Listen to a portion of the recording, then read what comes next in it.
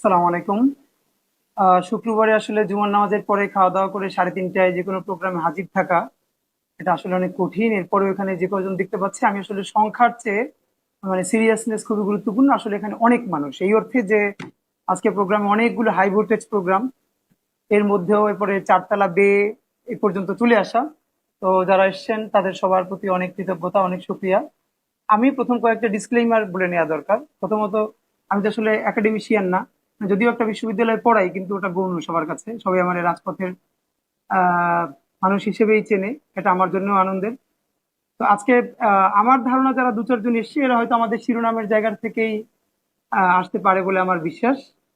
তো আমি যেটা কয়েকটা ডিসক্লেইমার বলবার কথা, সেটা হলো যে যেটা কোনোভাবেই আমি আজকে করব না যে আমি যে কথাগুলো বলবো এটা রেফারেন্সিং করতে যে যে কোন বইয়ের কততম পৃষ্ঠায়, মানে এটা যেন একদম একটা রেফারেন্সিং লাইব্রেরি হয়ে না ওঠে। আমার আলাপের জায়গা থাকবে যে আমি হয়তো কিছু নোকতা দিয়ে যাব খুবই বিচ্ছিন্ন ভাবে, আমাদের এই আলোচনার সাথে যেটা সম্পর্কিত মনে হবে আমার কাছে। বিচ্ছিন্ন ভাবে বিভিন্ন গল্প আমি আপনাদের সাথে একদম ইনফর্মাল ওয়েতে বলবার চেষ্টা করব। সুতরাং আমি ধরে নিচ্ছি লোকজন কম থাকার সুবিধা হলো এটা, যেটা একটা বড় প্রোগ্রাম, সুতরাং সেই চাপ আমার মাথায় নাই। এটা আমরা যারা ভাই বন্ধু আছি নিজেরা গল্প করব, আলাপ করব। এই আলাপের পরে আমার যেটা নিজের একটা ইচ্ছা, সেটা হলো আমার পক্ষে যে হোক বিপক্ষে যে হোক এই আলাপের একটা উস্কানি যদি তৈরি হয়, তারপরে নতুন কোনো আলাপ তৈরি হয় এবং সেটাকে কেন্দ্র করে আরো 10টা প্রোগ্রাম যদি পরবর্তীতে হয়, সেটা আমার জন্য সব থেকে ভালো লাগা। তো সে জায়গা থেকে আমরা যেভাবে শুরু করতে চাই, আমি আপনাকে আজকে শিরোনামটার কয়েকটা শব্দ নিয়ে প্রথমে একটু আলাপ করে রাখবো, কারণ এটা আমরা যে সব জায়গায় শেয়ার করেছি, অনেক জায়গায় শব্দগুলো নিয়ে অনেকে বলেছেন ভিন্ন করে যে শব্দগুলোর তাৎপর্য কি। একটু একটু করে বলি, যদি শাহবাগ উত্তর জমানায় আমাদের শিরোনামে বুঝবেন যে আমরা শাহবাগ উত্তর কালে বা না বলে আমরা জমানা বলছি। আর প্রথমত ধন্যবাদ, আজকের প্রোগ্রাম যারা আয়োজন করছেন এটা তো তাদের জন্য অত্যন্ত ঝুঁকিপূর্ণ এই অর্থে যে আহ এই শিরোনামে প্রোগ্রাম করা বাংলাদেশে ঝুঁকিপূর্ণ, এবং সেটা ঢাকা বিশ্ববিদ্যালয়ে আরো ঝুঁকিপূর্ণ। এই অডিটোরিয়ামটার প্রতি আমার যেটা একটা স্মৃতিচারণ আছে, আজ থেকে 3-4 বছর আগে এখানে আমার ডিপার্টমেন্ট থেকে একটা দিনব্যাপী ইংলিশ প্রেজেন্টেশন, ইংলিশের উপরে প্রেজেন্টেশন আর ফনেটিক্স এর উপরে আলাপ হয়েছিল। আমি একজন ওখানে ট্রেনার হিসেবে অংশগ্রহণ করেছিলাম। তো আজকে আবার অন্য পারপাজে আসা।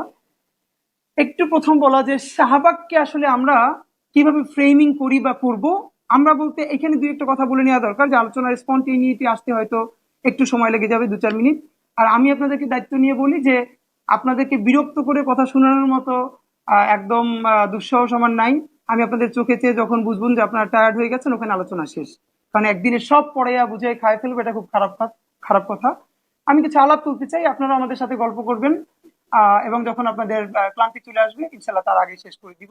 আর এমনিতেই আমার প্ল্যান ইনশাল্লাহ এখন বাজে 4টা 40 পর্যন্ত সর্বোচ্চ আমি হয়তো 40 মিনিট বলবার চেষ্টা করব। ওকে। শাহবাগ বলতে শাহবাগ ভার্সেস শাহবাগিতা, এই জায়গাটায় আমাদের নিজেদের বোঝাপড়া যেটা তৈরি করতে চাচ্ছি। 2013 সালে যে বাংলাদেশের শাহবাগ হয়েছে, আমরা মনে করি অন্তত কম করে হলেও সেটা গত 100 বছর, 1857 সালের যে সিপাহী বিপ্লব, তার পরবর্তী থেকে 2013, এই লম্বা সময়ের বাঙালি মুসলমানের চরিত্র, বাঙালি মুসলমানের ক্ষমতায়ন, ক্ষমতার থেকে সরে যাওয়া, এই দীর্ঘ যে যাত্রা, তাকে মানে তাকে নিষ্পেষিত করা, এর একটা আউটবার্স ফাইনালি যেটা ঘটেছে, এটা হয়েছে 2013 সালে। সুতরাং 2013 সালের শাহবাগকে আমরা দুটো জিনিসের সাথে ফ্রেমিং করতে চাই না। সেটা হলো, এক, শাহবাগ মানে শাহবাগের জায়গাটাকে, যে শাহবাগেই যে এসেছে সেই শাহবাগ ওন করে, নাকি ওয়াশিংটনে থেকেও শাহবাগ হতে পারে, অথবা অন্য কোথাও থেকেও হতে পারে। সুতরাং শাহবাগ ইজ এ সিম্বল। সেই সিম্বলটা কি অর্থে সেটা আমরা আলাপ করব। আর শাহবাগের সময়টাকে আমরা 2013কে ফ্রেমিং করি না, আমরা এটাকে ফ্রেমিং করার চেষ্টা করি অন্তত 47 থেকে তো শুরুই, বা তারও অন্তত 50-60 বছর আগে থেকে। যে এই জার্নিটা কি করে হলো, সেই করে পাকিস্তান আন্দোলন, মুক্তিযুদ্ধ, হতে হতে হতে হতে আজকের বাংলাদেশ। এবং আমরা আউট অ্যান্ড আউট একটা ব্যাপার ক্লিয়ার করি, আমরা এটা বলি যে এই যে আজকে 24-এর গণহত্যা, যেটা বলতে অনেক রাজনৈতিক দলেরও দ্বিধা আছে। অবশ্যই সেটা তাদের পাওয়ার পলিটিক্স এর সাথে অংশ, এখন পর্যন্ত যেহেতু আমরা পাওয়ার পলিটিক্স এর অংশ না, এই জন্য আমরা সাহস করে কিছু কথাবার্তা বলে ফেলতে পারি। আমরাও একদিন এমপি মন্ত্রী যদি হয়ে যায়, তখন আমরা আবার সেই সত্য কথা বলবো না। তার আগ পর্যন্ত তার বলতে দ্বিধা নাই, যাতে আমরা ভোট টোট পাই পরবর্তীতে। হ্যাঁ। তো সেটা হলো, আমরা শাহবাগ কে ফ্রেমিং যখন করছি পৃথিবীর সব জায়গা থেকেই, একইভাবে 2013 কে না, অন্তত 100 বছর ধরে আমরা এই শাহবাগের সময়টাকে ফ্রেমিং করব। এইখানে সামনে এসে 2024, আর সর্বশেষ অন্তত আপনি 1912-13 পর্যন্ত। আমি এই টাইমটাকে কেন বলছি সেটা সামনের গল্পে বলবো। আর যেটা আমরা টিএসসি তে কিছুদিন আগে, এই যে পরশু আমরা গণহত্যার 100তম দিন উপলক্ষে কান্দে আমার মায় যে প্রোগ্রামটা করেছি ইনকিলাব মঞ্চ থেকে, ওখানে আমরা খুব স্পষ্ট বলেছি যে শাহবাগ হলো বাংলাদেশের এমন একটা দেয়াল, যেই দেয়ালের আগে আর পরে, সামনে আর পিছনে, এটার মধ্যে কোনো গ্রে এরিয়া নাই। এটা আপনাকে ক্লিয়ার হতে হবে। এই গণহত্যাটা হতে পেরেছে 13 শাহবাগের জন্য। শাহবাগ হলো এমন একটা জায়গা, এমন একটা নাম, যেটা প্রচন্ড আকারে ফ্যাসিবাদ কায়েমের আতুরঘর হিসেবে বাংলাদেশে পরিলক্ষিত হয়েছিল। সেই জায়গা থেকে হয়ে হয়ে হয়ে হয়ে আয়নাঘর হলো, শাপলা চত্বর হলো, এবং হতে হতে সর্বশেষ 24 পর্যন্ত হলো। আমরা যে আজকে কথা বলতে পারছি, এখানে কিছু মানুষ একত্র হতে পেরেছি, এটা তো একটুখানি স্বাধীনতার ফসলই। কিন্তু সেই ফসলটা কতদিন থাকবে, নাকি আবার নতুন কোনো শাহবাগ হয়ে আবারও কেউ কেউ ফাঁসির মঞ্চে ঝুলবে, এটা হয়তো ইতিহাস বলবে। একই সময় আমরা মনে করতে চাই জগন্নাথ বিশ্ববিদ্যালয়ের সামনে যে বাহাদুর শাহ পার্ক, আগের নাম ভিক্টোরিয়া পার্ক, এই পার্ক তো এখনো আমাদের চোখের সামনে আছে। সুতরাং কোনো কিছুই বিচ্ছিন্ন না, এখান থেকে শুরু। আমার খুব মনে পড়ে, একটু ফাঁকে বলি, যখন আপনাদের সামনে আজকে যতবার আমি কথাটা বলবো, কাইন্ডলি আমাকে আমি হিসেবে নিবেন না। আপনি মনে করবেন বাংলাদেশের 18 কোটি মানুষের মধ্যে আমি হলাম সেই সমাজের প্রতিনিধিত্ব করি, যারা বাংলাদেশে লক্ষ লক্ষ তাদের লোকজন আছে, তারা ভ্যাট দেয়, ট্যাক্স দেয়, কিন্তু সোসাইটিতে ক্ষমতায় বা সামাজিকীকরণের কোথাও তার স্টেক খুবই কম ছিল, এবং সেটা তাকে বৃহত্তর লড়াই করে করে করে করে তাকে বারবার বলতে হয়েছে আমি বাংলাদেশি, আমি বাঙালি মুসলমান, এই সেই বলে বলে। সুতরাং যতবার বলবো আমি, আপনারা এটাকে পড়বেন আমরা। আমি যতবার বলবো আমার আব্বা, অতবার কাইন্ডলি আপনারা পড়বেন আমাদের আব্বারা। কারণ আজকে আমি অনেক বড় ওই পরিসরে আলাপ না করে আমি একটা গল্প দিয়ে শুরু করতে চাই। গল্পটা কোনো না কোনো ভাবে পরবর্তীতে আমরা একাডেমিকলি রিড করতে পারবো। বছর খানেক আগে কোনো একটা ইস্যুকে কেন্দ্র করে আমি খুব সাহস করে সর্বশেষ একটা ফেসবুকে স্ট্যাটাস দিয়েছিলাম। স্ট্যাটাসটা রয়ে গেছে এখনো। এইটার পরেও অনেকে আমাকে বলেছে যেটা আমার হাইড করা দরকার। সেখানে আমি লম্বা স্ট্যাটাসের শেষের দিকে যেটা বলেছিলাম যে এখন যে বাংলাদেশ, এই বাংলাদেশে এই অবস্থায় গণতন্ত্র আর কখনো হবে না। বাংলাদেশের ভবিষ্যৎ দুটো, ফ্যাসিজম হতে হতে রাষ্ট্রের মানুষের অধিকার সংকুচিত হতে হতে আরো সংকুচিত হবে, হতেই হবে। এরপরে একটা ম্যাসিভ ডিস্ট্রাকশন হবে, একদম তুমুল একটা ডিস্ট্রাকশন হবে। সেই ডিস্ট্রাকশনের পরে ধীরে ধীরে একটা রিকনসিলিয়েশন তৈরি হবে। সেই রিকনসিলিয়েশন কবে হবে, কত দিনের মধ্যে হবে আমরা জানি না। এর কোনো একদিন পর একটা নতুন বাংলাদেশ বিনির্মিত হবে। তো আমি তো আর রাষ্ট্রবিজ্ঞানী না, যদিও রাষ্ট্রবিজ্ঞানের ছাত্র, কিন্তু এইটা যে 1 বছরের মধ্যেই অন্তত এরকম কিছুটা ঘটে যাবে, এটা বুঝলে তো তখন আরো ভাবসাপ নিয়ে এটা দিতাম, বলতাম যে আমি রাষ্ট্রবিজ্ঞানী এই সে বলে। তো অতখানি সাহস করি নাই। আলাপটা হলো ম্যাসিভ ডিস্ট্রাকশন যেটা হওয়া উচিত ছিল সেটা তো হয় নাই। আমি সবসময় বলি জুলাই আন্দোলনটা আমাদের যেভাবে হাইলি একদম মানে শোর যে 15 দিন ছিল, যদিও প্রচুর রক্তপাত হতো, আরো অন্তত যদি এই আন্দোলনটা 3 থেকে 4 মাস কন্টিনিউ করতো, তাহলে বাংলাদেশের জন্য অনেক ভালো হতো। এই অর্থে ভালো হতো, খেয়াল করেন, আমরা এই ফ্যাসিবাদ পতনের জন্য বিভিন্ন গ্রুপ থেকে বিভিন্ন শ্রেণী পেশার মানুষ যখন রাজপথে নামলো, আমরা কাউকে চিনি না, মুখ চিনি না, কার কি মোটিভ জানি না, কার কি আদর্শ জানি না, আমরা সবাই মিলে হাসিনা পালিয়ে গেল। কিন্তু যেটা 3-4 মাস ধরে হতো, আমরা একে অপরের মধ্যে বোঝাপড়া তৈরি হতো। কারণ নেশন বিল্ডিং অথবা আরো ছোট করে করে স্টেট বিল্ডিং এর জন্য যেই জিনিসটা সবচেয়ে জরুরি, নিজের জনপরিসরে মানুষের মধ্যে বোঝাপড়া তৈরি হওয়া। শাহবাগ এমন একটা বিভাজিত সমাজ তৈরি করে দিয়েছিল, বোঝাপড়া তো দূরের কথা। আমরা, আপনি ভাবেন একটা দেশের মানুষের যেখানে অলমোস্ট 99% মানুষের ভাষা এক, 90% মানুষের ধর্ম এক, এবং বাকি যে 7 বা 8% অন্য ধর্মের, তাদেরকে আমরা ভীষণ ভাবে চিনি। কি পরিমাণ হোমোজেনাস একটা জায়গা, সেইখানকার মানুষের মধ্যে যে পরিমাণ বিভাজন তৈরি হলো, সেই বিভাজনের দাগ তো একদিন 2 দিনে ঘুচবে না। সুতরাং এই ফ্যাসিবাদের আইকন পালিয়ে যাবার সাথে সাথে আমাদের কিন্তু এখন বিভিন্ন নতুন নতুন উইং তৈরি হয়ে গেল, নতুন নতুন দোকান খুললো, এখন আমরা এর পক্ষে বিপক্ষে মিছিল দিচ্ছি।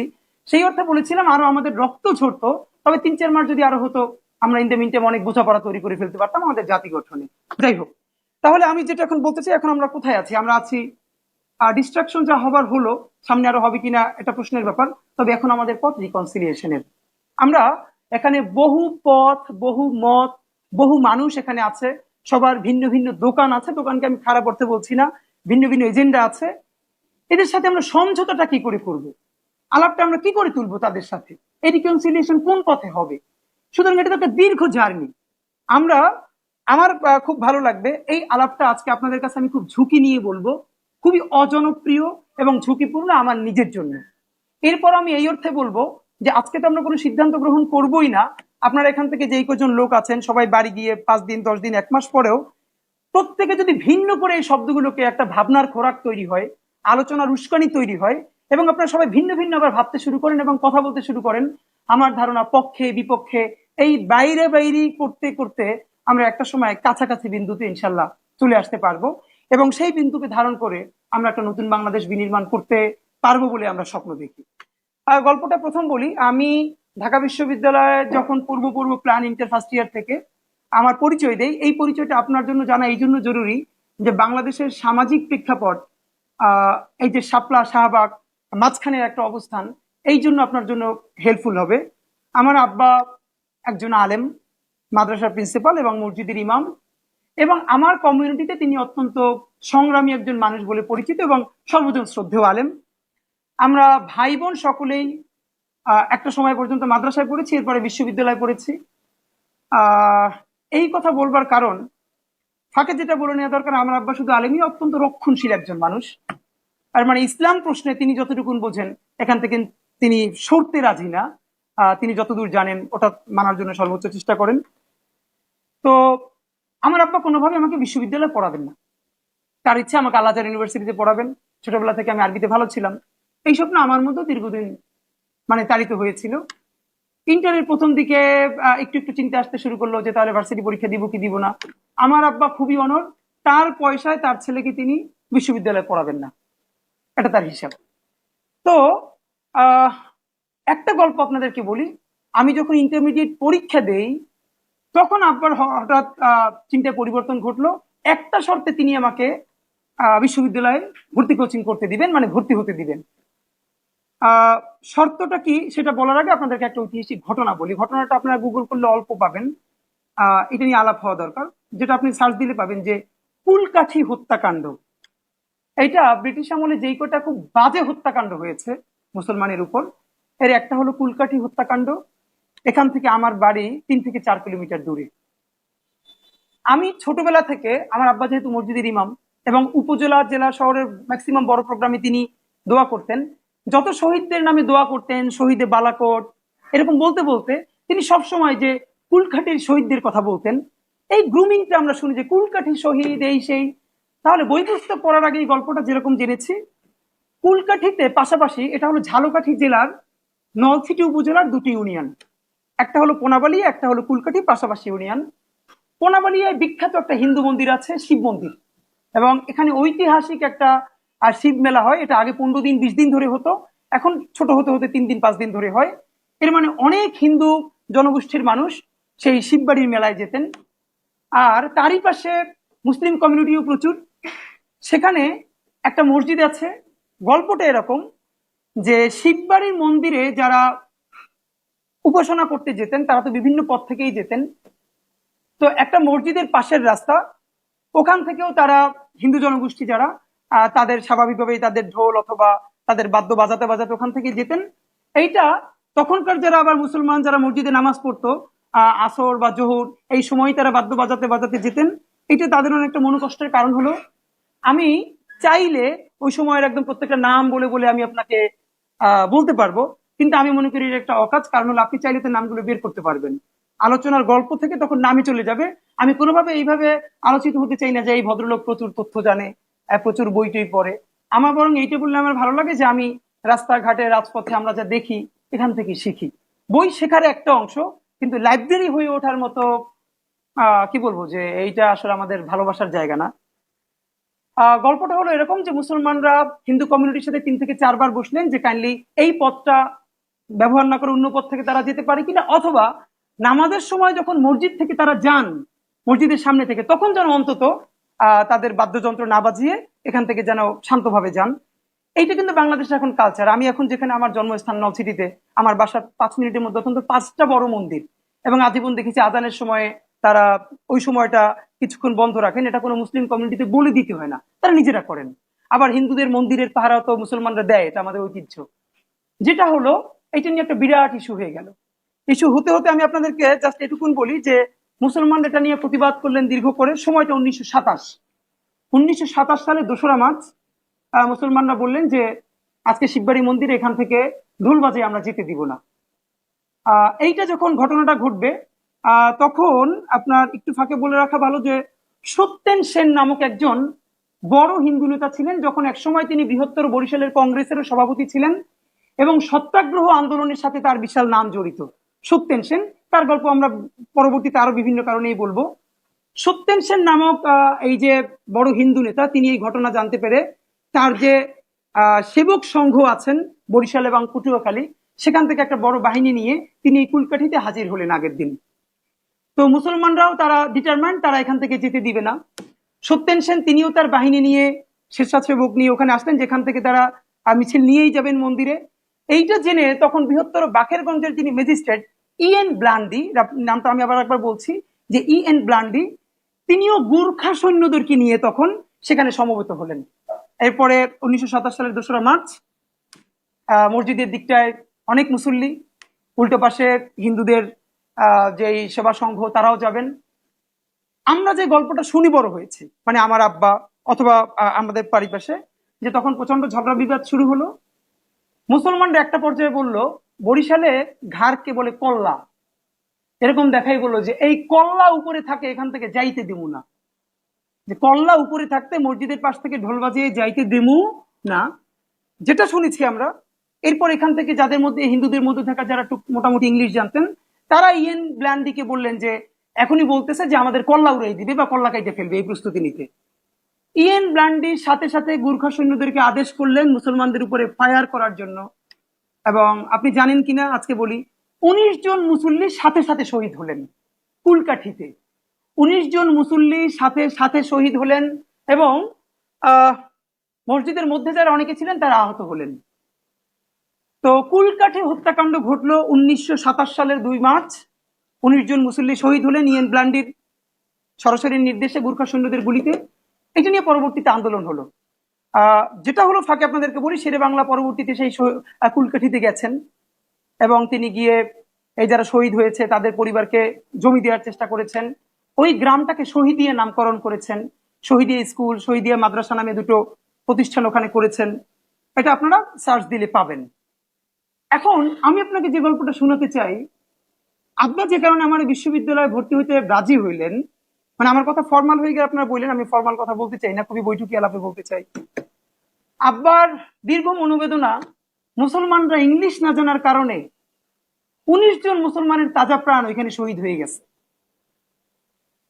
আব্বা মানে তৎকালীন আমার আব্বার মতো বহু মানুষ, তাদের এই মনোবেদনা যে মুসলমানরা বলেছে এই কল্লা থাকতে এইখান থেকে যাইতে দিব না, আর তাদেরকে ইন্টারপ্রেট করা হয়েছে এই কল্লা এখন কোপাই ফেলাই দেওয়া হবে বা এরকম একটা কিছু। তো আব্বার কথা হইলো, সে আইসা বললো তার তো আজীবন বেদনা আছে, তার মানে তাদের যে মুসলমানরা ইংরেজি না শেখার ফলে এই যে তাদের সাথে ভুল বোঝাবুঝি তৈরি হলো এবং এতগুলো প্রাণ গেল। সুতরাং তুমি যদি ইংরেজি শিখে অথবা এই জেনারেল শিক্ষায় শিক্ষিত হইয়া তোমার এই শিক্ষা যদি বাঙালি মুসলমান যারা সংখ্যায় কোটি কোটি কিন্তু তাদের ক্ষমতা নাই, তাদের ভাষা নাই, তাদের জ্ঞান নাই, তারা গুলি খায় শহীদ হয়, সর্বোচ্চ পরবর্তীতে 2-1 কাঠা জমি পায়, তাদের উপকারে যদি লাগে, শুধু এই কারণেই আমি তোমার বিশ্ববিদ্যালয়ে পড়তে দিতে রাজি। এবং তিনি আমার পরবর্তীতে বিশ্ববিদ্যালয়ে ভর্তি কোচিং করতে দিলেন। গল্পটার মধ্যে এভাবে শুরু করলাম এই জন্য, আপনারা নিশ্চয়ই বুঝতে পারবেন বাঙালি মুসলমান তার যে দীর্ঘদিনের মনোবেদনা পোষণ করে আসছে, তাকে ডিহুম্যানাইজ করা হয়েছে বিভিন্নভাবে। এইটা আমি আমার আব্বার এই গল্পটার মধ্যে দিয়ে, আমার বেড়ে ওঠার মধ্যে দিয়ে গল্প মানে আপনাকে বললাম।